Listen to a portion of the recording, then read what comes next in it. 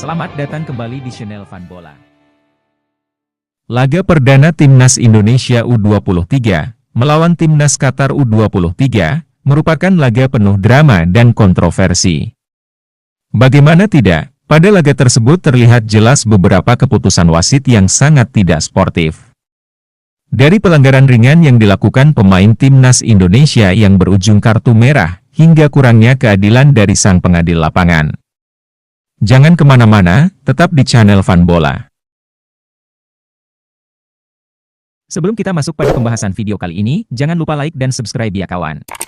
Agar selalu mendapat notifikasi video terbaru dari channel Laga Fan Bola. Timnas Indonesia U23 versus Qatar U23 merupakan matchday pertama Timnas Indonesia di grup A Piala Asia U23 2024 pada Senin 15 April 2024.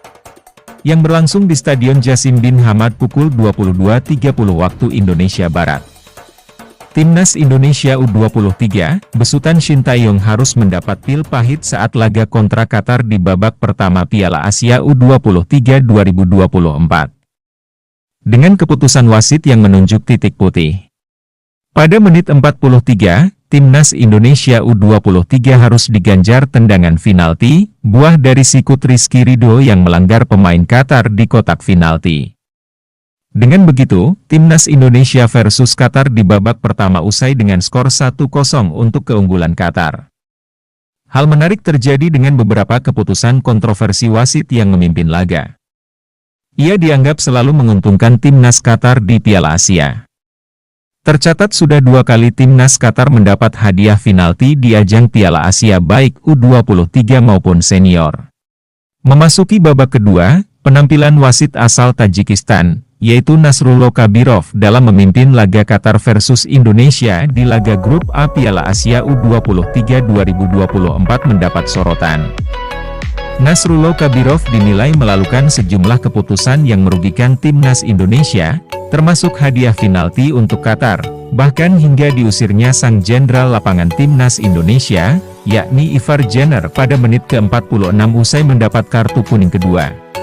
Tak hanya itu, Nasrullah Kabirov juga dinilai bertanggung jawab atas gol kedua Qatar ke gawang Indonesia, lewat tendangan bebas di menit ke-54 lewat Alawi.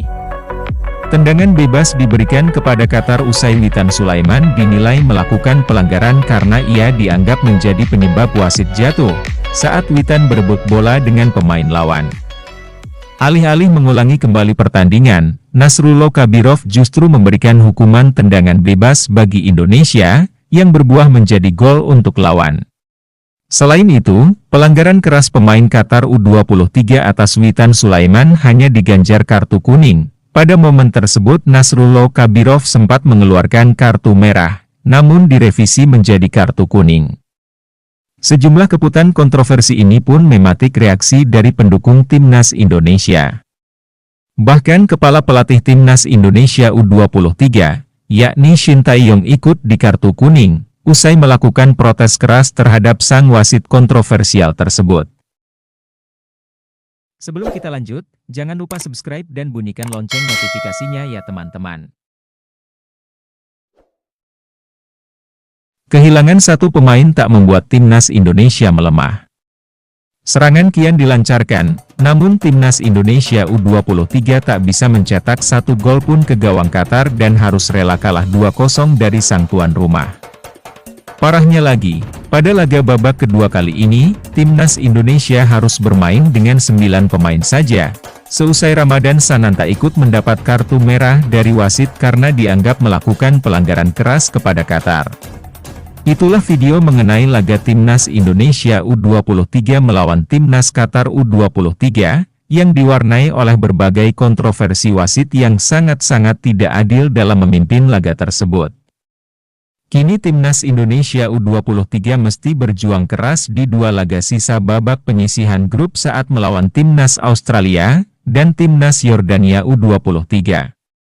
Pasalnya Marcelino dan kawan-kawan takkan ditemani oleh Ivar Jenner dan Ramadan Sananta yang mendapat kartu merah di laga perdana ini. Terima kasih telah menyaksikan video dari channel Fan Bola. Jika teman-teman punya saran dan masukan, silahkan sampaikan di kolom komentar.